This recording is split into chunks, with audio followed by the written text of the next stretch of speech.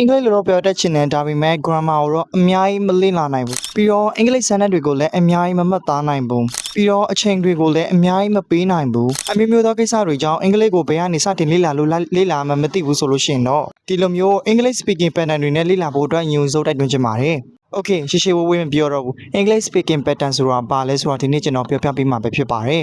English speaking pattern ဆိုတာကအင်္ဂလိပ်လိုလည်းပြောတတ်ချင်တယ်ဒါပေမဲ့ grammar အများကြီးမလေ့လာနိုင်ဘူးဆိုလို့ရှိရင်ဒီလိုမျိုး English speaking pattern လေးတွေနဲ့လေ့လာလို့ရတာပဲဖြစ်ပါတယ်ပြီးတော့ကိုကအချိန်အများကြီးမပေးနိုင်ဘူးဆိုလို့ရှိရင်လည်းပဲဒီလိုမျိုး pattern လေးတွေနဲ့လေ့လာမယ်ဆိုလို့ရှိရင်တော့ကိုပြောတတ်တာလည်းမြန်လာမယ်ပြီးတော့ English sentence တွေကိုလည်းအများကြီးကျက်စရာမလိုပါဘူးပြီးတော့ကိုပြောမဲ့စကားအကြောင်းတွေကိုကိုဘာသာကိုပြန်ပြီးတော့ဆက်ပြောနိုင်မယ့်အရာပဲဖြစ်ပါတယ်ကိုဘက်ကပြန်လိုက်ပြီးတော့မှတ်သားဖို့ပဲလိုတာပါပေါ့နော်Okay ဆိုတော့ဒီနေ့ကျွန်တော်က English speaking pattern နဲ့ပတ်သက်ပြီးတော့speaking pattern ပုံစံ၃မျိုးကိုဒီနေ့ကျွန်တော် share ပေးမှာပဲဖြစ်ပါတယ်အများကြီး share မပေးပါဘူးကျွန်တော်၃မျိုးပဲ share ပေးမှာပဲဖြစ်ပါတယ်ဘာဖြစ်လို့လဲဆိုတော့အခု video ကြည့်နေတဲ့သူလည်းတခါတည်းမှတ်သားရလွယ်အောင်ပေါ့နော်ပြီးတော့နောက်ထပ်ကိုသုံးမဲ့နေရာတွေမှာလည်းတခါတည်းသုံးလို့ရအောင်ပေါ့နော်တခါတည်းပြောတတ်အောင်ဒီနေ့ကျွန်တော်၃မျိုးလေးနဲ့ပဲ share ပေးမှာပဲဖြစ်ပါတယ်ဆိုတော့အများကြီးမခက်ပါဘူးဒီလိုမျိုး speaking pattern လေးတွေကနေ့စဉ်သုံး speaking pattern ဖြစ်တဲ့အတွက်ကြောင့်မလို့အများကြီးလည်းမခက်ပါဘူးဆိုတော့ video ကိုအဆုံးထိကြည့်ပေးဖို့အတွက်ညွှန်စုတိုက်တွန်းချင်ပါတယ်Okay ပထမဆုံးပုံစံတစ်မျိုးကကြားရပါလဲဆိုတော့ I'm here to plus that one I am here to plus that one သူရဲ့အဓိပ္ပာယ်ကကြားတော့ဘာလို့ဆိုလို့ချင်တာလဲဆိုတော့တကူကူလှုပ်ဖို့ဘောနော်ဒီကိုလာတာပါဖို့ဒီကိုလာတာအဲ့လိုမျိုးအဓိပ္ပာယ်ပဲဖြစ်ပါတယ်ဆိုတော့ to ရဲ့အရှိမto ရဲ့အရှိပေါ့နော်to ပြီးလို့ရှိရင်လာတဲ့စာကြောင်းကိုပြောချင်တာပေါ့နော်အဲ့ဒီအရှိမှာverb 1 verb infinitive like တယ်ဆိုတာအကောင်လုံးလည်းသိလောက်မယ်လို့မျှော်လင့်ပါတယ်ဒါမျိုးကကလေးတောင်သိတယ်ပေါ့နော်ကလေးကိုသွားမေးလို့ရှိရင်ကလေးသိပါတယ် to ရဲ့အနောက်မှာto ရဲ့အရှိမှာ verb infinitive verb 1 like ပါတယ်ဆိုတော့ဒီနေ့ကျွန်တော် example လေးတွေနဲ့ share ပေးမှာပဲဖြစ်ပါတယ်ဆိုတော့ပထမဆုံး example တစ်ခုကကြားရပါလဲဆိုတော့ I am here to assist you I am here to assist you သူရဲ့အဓိပ္ပာယ်ကကြားရပါလဲဆိုတော့ငါနေ့ကိုကူညီဖို့ဒီကိုရောက်လာတာငါနေ့ကိုကူညီဖို့ဒီကိုရောက်လာတာသူရဲ့အဓိပ္ပာယ်ကကြားတော့ငါနေ့ကိုကူညီဖို့အတွက်ဒီကိုရောက်လာတာအဲ့လိုမျိုးအဓိပ္ပာယ်ဖြစ်ပါတယ်ဆိုတော့နောက်ထပ် example တစ်ခုကကြားရပါလဲဆိုတော့I am here to apply for a job. I'm here to apply for a job. ငါအလုပ်လျှောက်ဖို့အတွက်ဒီကိုရောက်လာတာငါအလုပ်လျှောက်ဖို့အတွက်ဒီကိုရောက်လာတာအဲ့လိုမျိုးအဓိပ္ပာယ်ပြီးပါတယ် I'm here to apply for a job. ငါအလုပ်လျှောက်ဖို့အတွက်ဒီကိုရောက်လာတာအဲ့လိုမျိုးပြောလို့ရတာပဲဖြစ်ပါတယ်နောက်ထပ် example တစ်ခုကကြားရပါလဲဆိုတော့ I'm here to take a test. I'm here to take a test. ငါစာမေးပွဲဖြေဖို့အတွက်ပေါ့နော်ဒီကိုရောက်လာတာသူရဲ့အဓိပ္ပာယ်ကကြားတော့အဲ့လိုမျိုးပေါ့နော်ငါစာမေးပွဲဖြေဖို့အတွက်ဒီကိုရောက်လာတာ I'm here to take a test ငါစာမေးပွဲဖြေဖို့အတွက်ဒီကိုရောက်လာတာ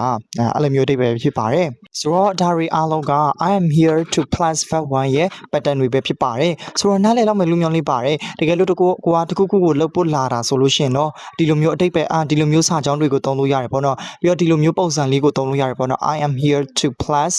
verb 1ပေါ့နော်ဒါမျိုးသုံးလို့ရတာဖြစ်ပါတယ်ကိုကတခုခုကိုလှုပ်ဖို့အတွက်လာတာပြီးတော့တခုခုကိုတောက်ဖို့အတွက်လာတာလားဘာပဲဖြစ်ဖြစ်ပေါ့နော်ကိုဘယ်နေရာမှာပဲဖြစ်ဖြစ်ကိုသုံးချင်တဲ့နေရာမှာသုံးလို့ရတာပဲဖြစ်ပါတယ်နောက်ထပ် pattern တစ်ခုကကြားရပါလဲဆိုတော့ it's my turn to plus verb 1 it's my time to plus verb 1သူရဲ့အဓိပ္ပာယ်ကကြားရပါဘူးဆိုလို့ချင်တာလဲဆိုတော့တခုခုကိုလှုပ်ဖို့ပေါ့နော်ကိုအလက်ရောက်လာတာပေါ့နော်ကိုအလက်ရောက်လာတာကိုကတခုခုလှုပ်ဖို့အတွက်အလက်ရောက်လာတယ်ဆိုလို့ရှင်ဒီလိုမျိုး pattern လေးကိုသုံးလို့ရတာပဲဖြစ်ပါတယ်ဆိုတော့သူရဲ့ example လေးတွေကိုဒီနေ့ကျွန်တော်ပြောပြပေးမှာပဲဖြစ်ပါတယ်ဆိုတော့သူရဲ့ပထမဆုံး example တစ်ခုကကြားရပါလဲဆိုတော့It's my turn to drive the car. It's my turn to drive the car. ကားမောင်းဖို့အတွက်ငါအလဲရောက်လာပြီပေါ့နော်ကားမောင်းဖို့အတွက်ငါအလဲရောက်လာပြီ It's my turn to drive the car. It's my turn to drive the car. ကားမောင်းဖို့အတွက်ငါအလဲရောက်လာပြီအဲ့လိုမျိုးပြောချင်တာပဲဖြစ်ပါတယ်ဆိုတော့နောက်ထပ် example တစ်ခုကကြားရပါလဲဆိုတော့It's my turn to roll the dice. It's my turn to roll the dice. အန်စာတို့လက်ဖို့အတွက်ငါအလဲရောက်လာပြီငါအန်စာတို့လက်ရတော့မယ်ငါအလဲရောက်လာပြီငါလက်တော့မယ်အဲ့လိုမျိုးပြောချင်တာပေါ့နော်တကယ်လို့ကိုကစားပွဲတစ်ခုခုမှာကစားနေတယ်ကိုရဲ့တငယ်ချင်းတွေနဲ့ကစားနေရဆိုလို့ရှိရင်ဒီလိုမျိုးတုံလို့ရတဲ့တုံလို့ရတယ်ပဲဖြစ်တယ်ပေါ့နော်အဲ့တငယ်ချင်းကငါအလဲရောက်လာပြီ It's my turn to roll the dice. It's my time to roll the dice. အန်ဆန်တို့လက်ဖို့အတွက်ငါအလဲရောက်လာပြီအဲ့လိုမျိုးပြောချင်တာပဲဖြစ်ပါတယ်နောက်ဆုံး example တစ်ခုကကြားရပါလဲဆိုတော့ It's my turn to do the washing up it's my time to do the washing up ပကံစီးဖို့အတွက်ငါလည်းရောက်လာပြီပကံစီးဖို့ငါလည်းရောက်လာပြီကိုယ့်ရဲ့မိသားစုတွေမှာဆိုလို့ရှင်ပေါ့နော်ကိုညီကိုမောင်နှမပေါ့နော်သူတို့တွေကတော့ပကံစီးပြီးသူတို့အလက်ကတော့ပြီးငါလည်းကိုယ့်အလက်ရောက်လာပြီဆိုလို့ရှင် it's my time to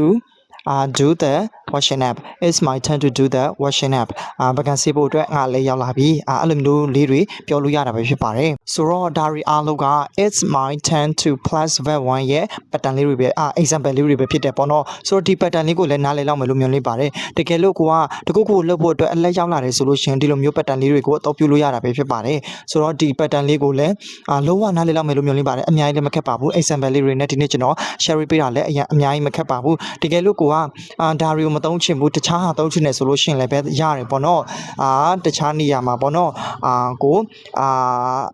ဥမာနေပြောမဆိုရှင်ပေါ့နော် vocabulary လေးတွေကိုအများကြီးလေ့လာပြီးတော့ကိုပြောချင်တဲ့အကြောင်းအရာတွေကိုဒီလိုမျိုး pattern လေးတွေနဲ့ဆက်ပြီးတော့ပေါ့နော်ကိုပါကိုတင်ထွင်ပြီးတော့ပြောကြည့်လို့လည်းရတာပဲဖြစ်ပါတယ်မားမောင်လည်းမကြောက်ပဲနော်မားမောင်လည်းမကြောက်နဲ့ပေါ့နော်ဘယ်လိုဆိုတကယ်လို့မားတယ်ဆိုလို့ရှိရင်ဒါမှနောက်ထပ်ပြန်ပြင်ဖို့အခွင့်အရေးရှိတယ်တကယ်လို့ကိုကကြောက်ပြီးတော့မပြောဘူးဆိုလို့ရှိရင်ဘယ်တော့မှတက်လာမှာမဟုတ်တော့ပါဘူးဆိုတော့ဒီ pattern လေးကိုနားလည်အောင်မေးလို့မြင်နေပါတယ်နောက်ထပ် pattern တစ်ခုကကြတော့ဒါတော့နောက်ပိတ်ဆို့ pattern တစ်ခုပေါ့နော်ဆိုတော့နောက်ပိတ်ဆို့ pattern တစ်ခုကကြတော့ဗာလဲဆိုတော့ I have something to plus verb 1 I have something to plus verb 1သူရဲ့အဓိပ္ပာယ်ကကြတော့ဗာလဲဆိုတော့သူရဲ့မြန်မာလိုအဓိပ္ပာယ်ကကြတော့တခုခုကိုလုပ်ဖို့အတွက်တခုခုကိုဇရာရှိတယ်ပေါ့နော်တခုခုကိုပြောစရာရှိတာတို့တခုခုကိုမေးစရာရှိတာပေါ့နော်တခုခုကိုလှုပ်စရာရှိတာတို့အဲ့လိုမျိုးတွေမှာဆိုလို့ရှင်ဒီလိုမျိုး pattern လေးတွေကိုသုံးလို့ရတာပဲဖြစ်ပါတယ်ဆိုတော့ဒီ pattern လေးရဲ့ example လေးတွေဒီနေ့ကျွန်တော် share ပေးမှာပဲဖြစ်ပါတယ်ကိုပါကိုလည်းတင်ထွင်လို့ရအောင်ပေါ့နော်ဒီနေ့ကျွန်တော် example လေးတွေနဲ့ share ပေးမှာဖြစ်ပါတယ်ဆိုတော့ပထမဆုံး example ကကြတော့ဘာလဲဆိုတော့I have something to tell you I have something to tell you ငါညို့တခုခုပြောစရာရှိရပေါ့နော်ငါညို့တခုခုပြောစရာရှိရငါညို့ပြောစရာရှိရ I have something to tell you I have something to tell you ငါညို့ပြောစရာရှိရတကယ်ချင်းငါညို့ပြောစရာရှိရ I have something to tell you ငါညို့ပြောစရာရှိရအဲ့လိုမျိုးပြောချင်တာပဲဖြစ်ပါတယ်နောက်ထပ် example တစ်ခုကကြတော့